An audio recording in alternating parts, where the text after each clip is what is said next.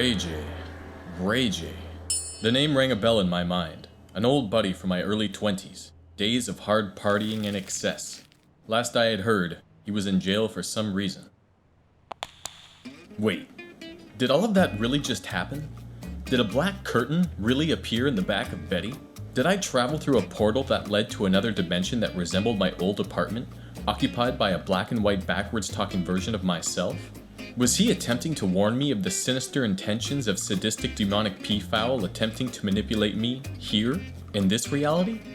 Did that just... Call Ray J. Call Ray J now. happen? Once again, I felt an overwhelming urge had taken over me. A force beyond me. I needed to call Ray J.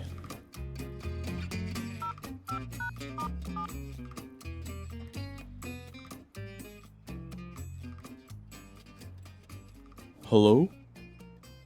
Ray J? I got a hold of Ray J all right. The bastard had just been released from jail a couple of weeks ago.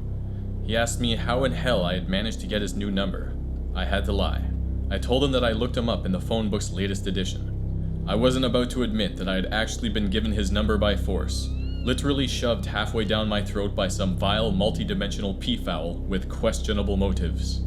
No, to admit that would be to admit that I might be insane, that all of this seemed too strange to be real, to acknowledge that I was not actually in control. Ray J was a reckless asshole, not the kind of guy who would willingly pick up in the middle of nowhere after the kind of shit he used to pull back in the day, let alone happily invite him to rent out my passenger seat as a place to stay until he got back on his feet. No, that didn't sound like me at all. But I had to admit, I needed the money. Both Betty and me were running on fumes. Something had to give. Well, this is the spot.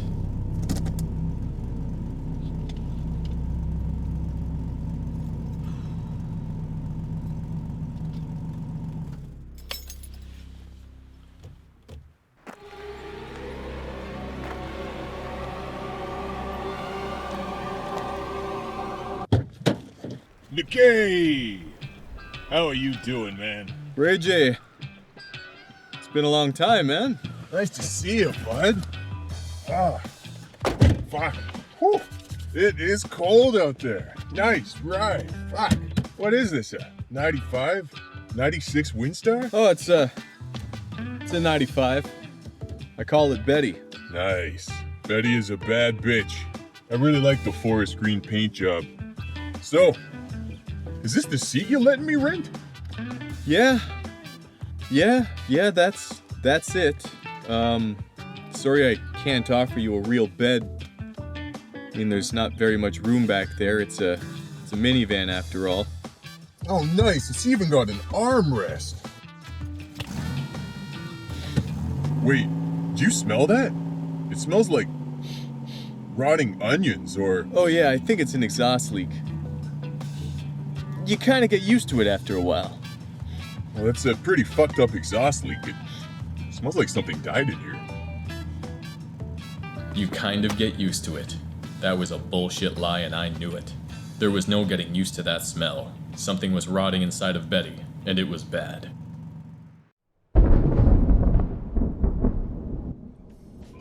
Ray J bought us a bottle of whiskey. We drank it as he told me his story, how frustrating it was for him to have been sent to jail for selling weed, only to have it legalized while he served his sentence, the discrimination he now faced trying to get legitimate work now that he had a record.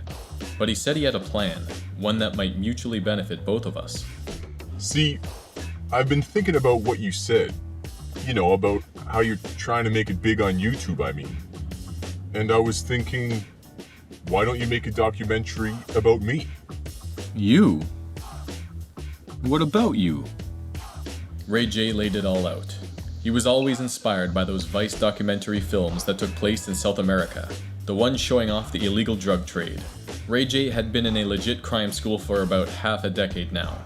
He told me that he had learned how to produce a potent narcotic that could be sold in the streets for hard cash, a designer drug that was technically legal. Not only would it make for a great documentary, but if you let me use Betty's kitchen to cook the shit in, I'll cut you in for 50% of the profit. How's that for a fucking deal, eh? Maybe it was the whiskey talking, but I couldn't say no. Having a real raw subject like this to document might just be my chance to strike a chord on the platform. Just make sure to blur my face out and disguise my voice. It'll make it look a lot more badass. I completely agreed. This is it. The secret ingredient.